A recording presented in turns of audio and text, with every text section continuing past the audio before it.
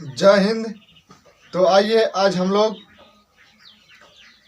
हर्यक वंश प्राचीन इतिहास के हर्यक वंश के बारे में हम लोग पढ़ते हैं।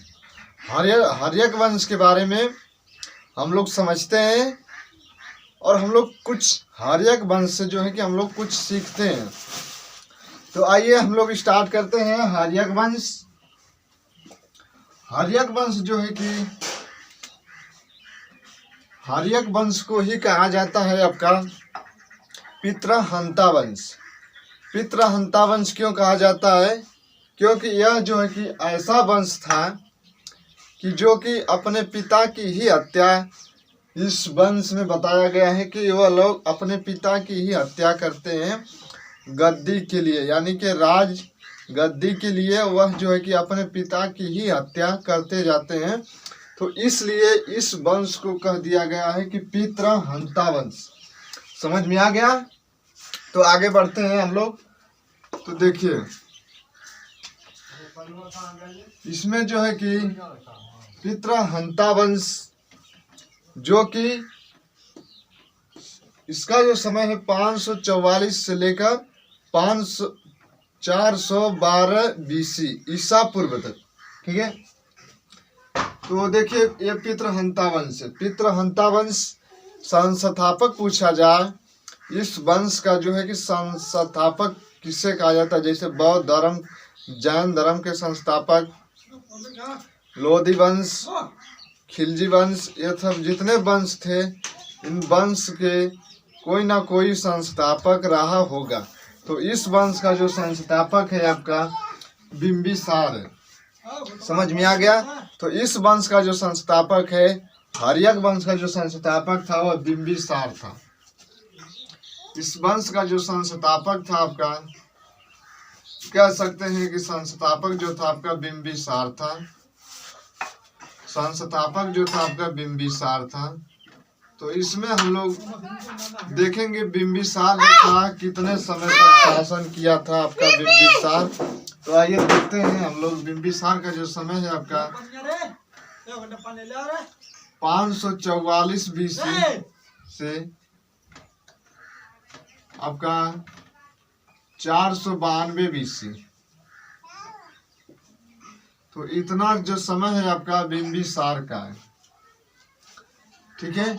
बिंबिसार संस्थापक है हर्यक वंश का।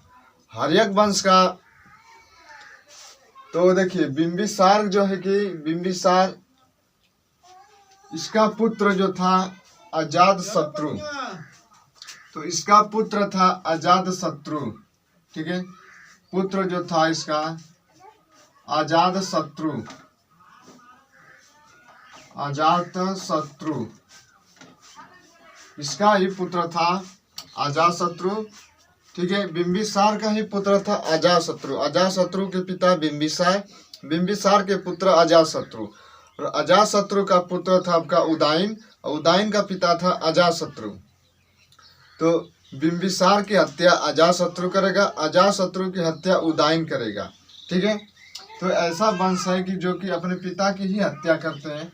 तो जो अजातशत्रु का जो शासन काल का जो समय है, अजातशत्रु का जो शासन काल का समय है, फटाफट कमेंट करके बताइए कि अजातशत्रु का जो शासन काल है वह कितने से लेकर कितने समय तक था। तो अजातशत्रु का समय तो देखते हैं। अजातशत्रु का जो समय था आपका, कह सकते हैं कि 400, यहाँ से देखिए 412 BC से 492 BC, 492 BC से 460 BC। ठीक है। तो यह जो समय है आपका, यह अजातशत्रु का है। अजातशत्रु के बाद अगला शासक आएगा आपका उदयन। ठीक है। तो इसके बाद जो आएगा उदयन आएगा, उदयन। ठीक है। तो उदयन का जो समय है शासन करने का, तो इसका जो समय है कि आपका 460 BC, 444 BC। ठीक है। तो इतना जो समय है उदाइन का है। और इस वंश का, हार्यक वंश का अंतिम वंश जो है कि उदाइन ही था। इस वंश का अंतिम वंश उदाइन है। उदाइन की हत्या जो है कि शिशुनाग, उदाइन की जो हत्या करेगा, उदाइन की हत्या शिशुनाग करेगा। और शिशुनाग जो है कि अपने वंश की स्थापना करेगा। उसका वंश जो था कि शिशुनाग वंश था। ठीक है, शिशुनाग ही उदाइन की हत्या करेगा। उदाइन की हत्या करने के बाद शिशुनाग वंश की स्थापना करेगा। शिशुनाग वंश का संस्थापक शिशुनाग ही था। ठीक है, तो यह उदाइन से संबंधित थे। उदाइन पूछा जाए किसका पुत्र था, तो उदाइन जो है कि पुत्र अजात शत्रु का पुत्र है। यह अजात शत्रु का पुत्र है उदाइन। और अजात शत्रु का पिता बिंबिसार था। अजात शत्रु का पुत्र उदाइन, उदाइन का पिता अजातशत्रु, अजातशत्रु का पिता बिंबिसार। तो उदाइन की हत्या अजातशत्रु बिंबिसार की हत्या करेगा। तो ऐसे हत्या कर रहे हैं। ठीक है, ये अपने पिता की ही हत्या कर रहे हैं। तो इसलिए इस वंश को कह दिया गया पितृहंता वंश। तो हम लोग देखते हैं बिंबिसार। तो हम लोग देखते हैं बिंबिसार को। अगले वीडियो में हम लोग अजातशत्रु को पढ़ेंगे और एक वीडियो में उदाइन को पढ़ेंगे। फिर इसके बाद अगला वंश पढ़ेंगे शिशुनाग वंश। तो ऐसे हम लोग पढ़ते चलते हैं। तो देखते हैं हम लोग बिंबिसार से संबंधित प्रश्न को। ठीक है, तो बिंबिसार था। ठीक है, बिंबिसार की प्रारंभिक राजधानी देखी जाए, जो मगध में ही उत्कर्ष हुआ था। 16 महाजनपदों का उदय हुआ था। तो उसमें से हम लोग देखते हैं कि मगध, जो बिंबिसार की प्रारंभिक राजधानी थी, जो थी मगध, पहले छोटा था। तो ऐसे विस्तार करते करते मगध बहुत बड़ा हो जाता है। तो मगध की जो प्रारंभिक राजधानी थी, बिंबिसार की जो प्रारंभिक राजधानी से कह सकते हैं कि जो प्रारंभिक राजधानी थी, प्रारंभिक राजधानी गिरिब्रज, या कह सकते हैं कि गिरिब्रज कह सकते हैं, गिरिब्रज या राजगीर कह सकते हैं, राजगिरी कह सकते हैं। ठीक है, तो राजगीर हो गया। ये इसकी प्रारंभिक राजधानी थी बिंबिसार की। बाद में इसकी राजधानी जो होती है, मगध की राजधानी है पाटलिपुत्र। पाटलिपुत्र वही है जो कि मध्यकालीन इतिहास में जब पढ़ेंगे तो उसमें जो है कि शेरशाह सूरी ही पाटलिपुत्र का नाम बदलकर पटना रख देता। बस इतना ही काम है मध्यकालीन में। पाटलिपुत्र का नाम बदलने वाला मध्यकालीन का इतिहास मुगल साम्राज्य का था। कौन? तो शेरशाह सूरी था। वह द्वितीय अफगान वंश का था, शेरशाह सूरी। तो बाद में इसकी जो राजधानी हो जाती है मगध की, इसकी राजधानी हो जाती है पाटलिपुत्र। ठीक है, तो इसकी राजधानी हो जाती है पाटलिपुत्र। तो बिंबिसार जो है कि बिंबिसार ने अपने साम्राज्य का विस्तार करने के लिए यह जो है कि 3 वंशों में शादियां किया था। बिंबिसार जो है कि पहली शादी करेगा चेतना से। ठीक है, चेतक की पुत्री थी चेलना। दूसरी पत्नी बनेगी महाकोशला। तीसरी पत्नी बनेगी क्षेमा ही बौद्ध धर्म जैन धर्म दोनों को अपनाते थे। ठीक है, तो जो पहली शादी करेंगे चेलना से, वो पुत्री किसकी थी? तो चेतक की, चेटक। ठीक है, चेटक जो था, यह पूछा जाए कि प्रांत का राजा था। ठीक है, तो देखिए इन्होंने वैवाहिक संबंध से अपने साम्राज्य का विस्तार किया था। अपने साम्राज्य का विस्तार करने के लिए बिंबिसार ने 3 शादियां किया था। ठीक है, तो साम्राज्य का विस्तार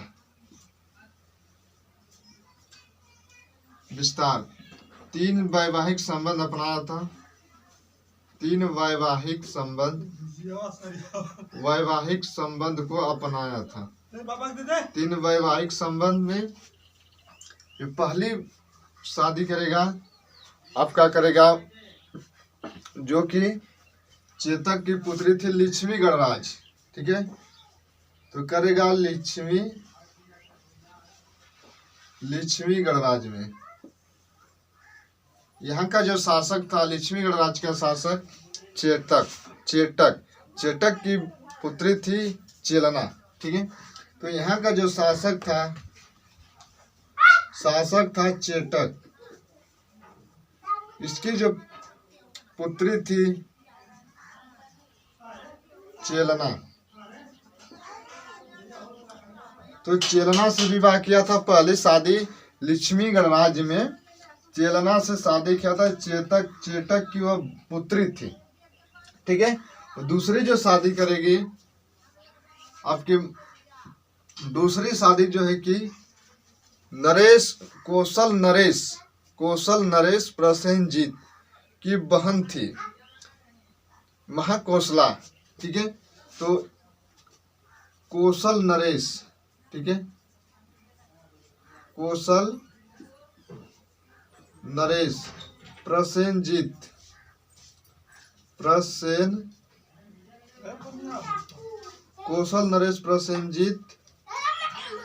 की बहन थी, जिसका नाम था महाकौशला।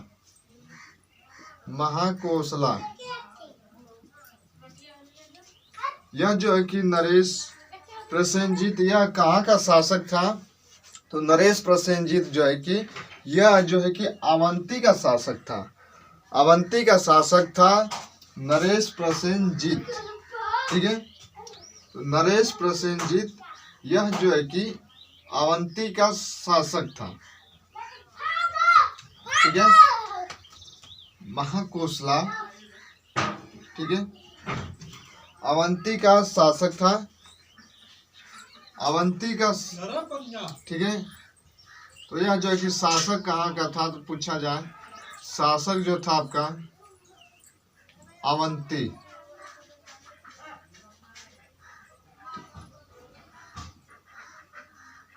सॉरी, अवंती का शासक नहीं था यार, ये शासक कहीं का नहीं था। ठीक है, तो जो कि देखिए महाकौशला की बहन थी, कौशल नरेश प्रसेनजीत की बहन थी, महाकौशला से विवाह किया, दूसरी शादी हो गई। और तीसरी शादी जो है कि मध्य प्रदेश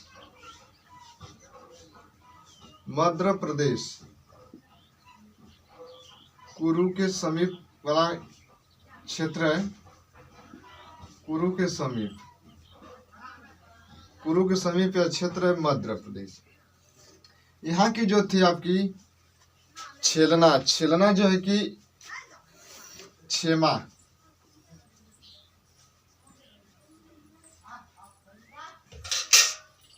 तो मध्य प्रदेश में क्षेमा से विवाह।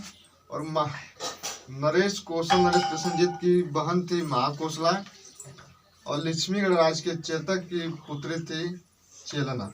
ठीक है, तो 3 वैवाहिक संबंध को अपनाया। और जो है कि यह जो है कि महाकौशला प्रसेनजीत की जो बहन थी महाकौशला, इससे जब शादी किया तो दहेज में आपको काशी मिला था। दहेज में काशी, ठीक है, दहेज में काशी मिल गया। नरेश प्रसेनजीत की बहन थी महाकौशला से विवाह करने के बाद काशी बिंबिसार को दहेज में मिल गया। ठीक है, तो यह जो है कि बिंबिसार ने सब वैवाहिक संबंध को अपनाया और अपने साम्राज्य का विस्तार करते चला गया। ठीक है, तो यहाँ तक इसका साम्राज्य फैला। लक्ष्मीगढ़ राज्य में हो गया, काशी में भी हो गया, और क्षेमा मध्य प्रदेश में भी हो गया। और आपका बचा अवंती। अवंती को कैसे अपने साम्राज्य में, मगध साम्राज्य में मिलाया था बिंबिसार ने। तो बिंबिसार के दरबारी में था राजवैद, जिसका नाम था जीवक। जीवक ही था, बिंबिसार के दरबार में रहता था, वह वैद था। ठीक है, वह वैद था। तो उसके जो है कि पड़ोसी राज्य में अवंती में वहाँ का शासक जो था, आपका वहाँ का शासक कह सकते हैं कि नरेश चंद्र प्रघोत। ठीक है, नरेश चंद्र प्रघोट वहाँ का शासक था। ठीक है, वहाँ का शासक था। तो उसको एक पांडु रोग होता है। पांडु मतलब कह सकते हैं पीलिया। उस समय पीलिया को पांडु के नाम से जाना जाता था। तो उस समय वो खतरनाक बीमारी होती थी पीलिया। तो उसको जो है कि पीलिया रोग हो गया था। तो अवंती का शासक जो था, तो वैवाहिक संबंध को तीन अपनाया था। और जो है कि वह जो है कि अवंती के शासक था। अवंती को भी अपने साम्राज्य में किस तरह मिलाता है, तो देखिए, अवंती का शासक था यहाँ पे नरेश चंद्र प्रघोत। नरेश चंद्र प्रघोत यहाँ का शासक था।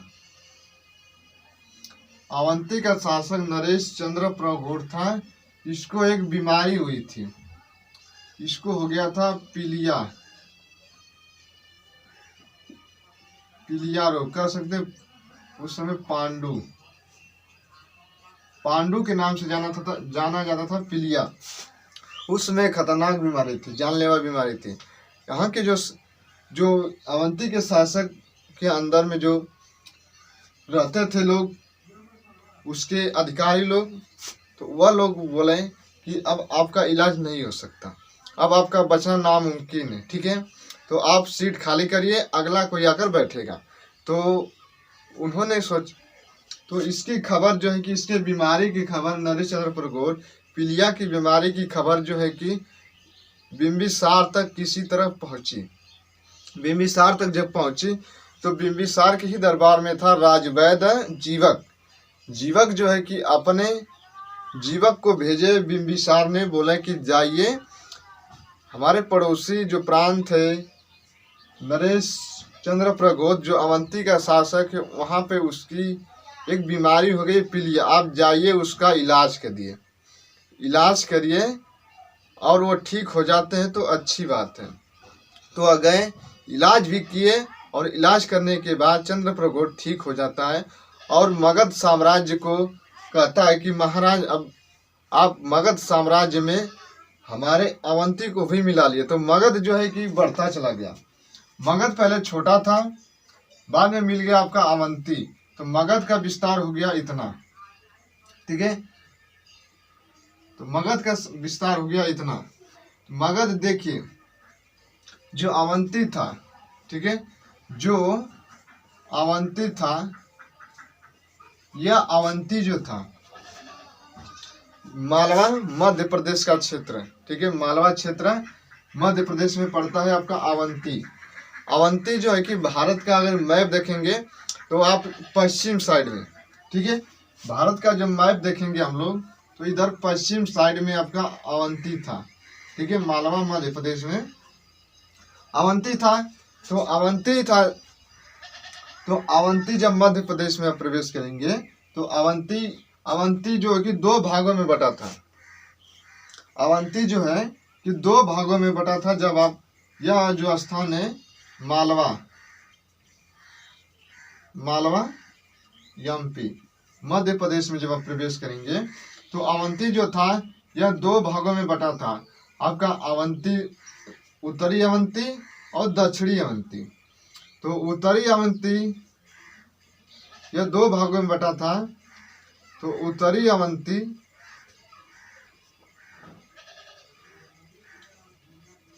अवंती और दक्षिणी अवंती। तो उत्तरी अवंती और दक्षिणी अवंती दो भागों में बटा था। तो जो कि उत्तरी अवंती जो आपके उत्तर साइड में था, उत्तरी अवंती की राजधानी थी। इसकी जो राजधानी थी आपकी, उत्तरी अवंती की राजधानी आपकी जो बनेगी उज्जैन थी। इसकी जो राजधानी थी उज्जैन थी। और दक्षिणी अवंती की राजधानी बन जाती है आपका महिष्मती। ठीक है, तो अवंती जो है कि मध्य प्रदेश, मालवा के क्षेत्र मध्य प्रदेश में, और वह जो है कि वहाँ पे भी दो भागों में बटा था, जो उत्तरी साइड और दक्षिणी साइड। उत्तरी साइड की जो उत्तरी अवंती थी उसकी राजधानी थी उज्जैन थी, और जो दक्षिणी अवंती थी उसकी राजधानी थी आपकी महिष्मती थी। ठीक है, तो यह जो है कि अवंती को कैसे जीता, तो देखिए, तो यहाँ पर था आपका बिंबिसार के दरबार में रहता था जीवक था क्या, तो राजवैद था। किसके दरबार में रहता था? जीवक राजवैद था। यह किसके दरबार में रहता था? तो यह जो है कि बिंबिसार के दरबार में रहता था। बिंबिसार ने ही इसको भेजा था इलाज करने के लिए। जान बचाए महाराज, जान बच गया इनका, और कहें कि आप अवंती को मिला लीजिए। तो अवंती को मिलाया और मगध का थोड़ा सा विस्तार हो गया। ठीक है, तो बिंबिसार जो है कि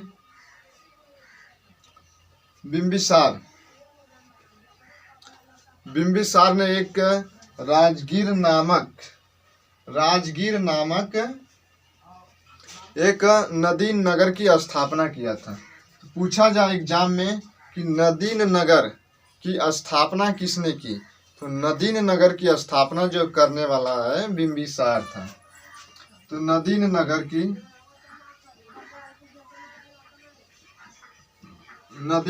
की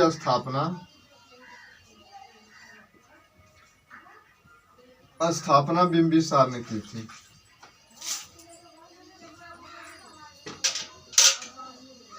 तो बिंबिसार ने की थी नदीन नगर की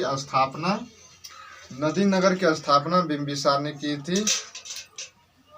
ठीक है, तो यह जो है कि बिंबिसार से संबंधित था। बिंबिसार से और प्रश्न बन सकता है कि बिंबिसार ने, देखिए, यदि पूछा जाए कि एग्जाम में हो सकता है आ जाए, तो एग्जाम में पूछा जाए कि बताइए कि जो कि बेड़वन जो बिहार था, बेड़वन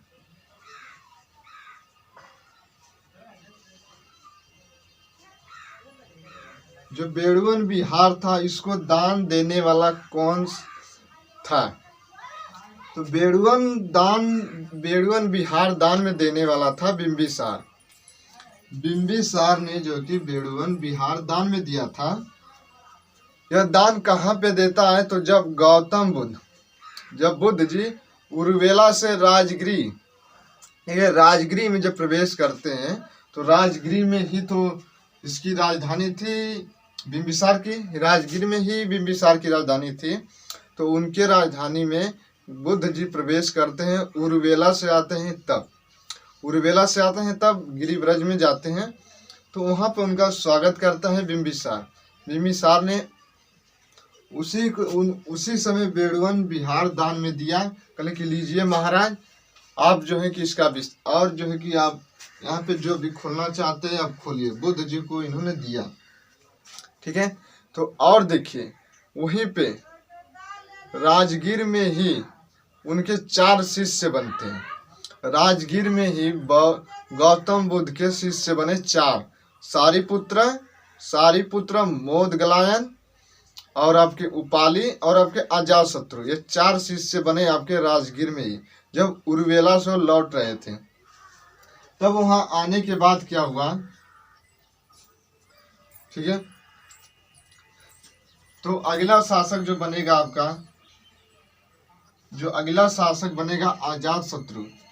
अजातशत्रु के ही समय में प्रथम बौद्ध संगीति का आयोजन होगा। आयोजन कराने का कारण क्या था?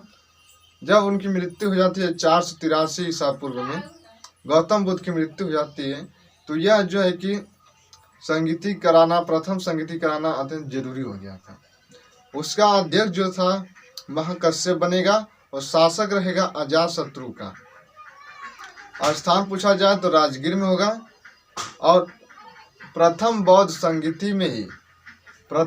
संगीति में ही जो है कि आपके दो पिटक की रचना होगी, शुद्ध पिटक और विनय पिटक। शुद्ध पिटक की रचनाकार आनंद करेंगे और जो है कि आपका विनय पिटक की रचनाकार उपाली करेंगे। तो यह जो है कि रचना उसी समय की जाती है, प्रथम बौद्ध संगीति के समय में। तो हम लोग नेक्स्ट वीडियो में देखेंगे अजातशत्रु को।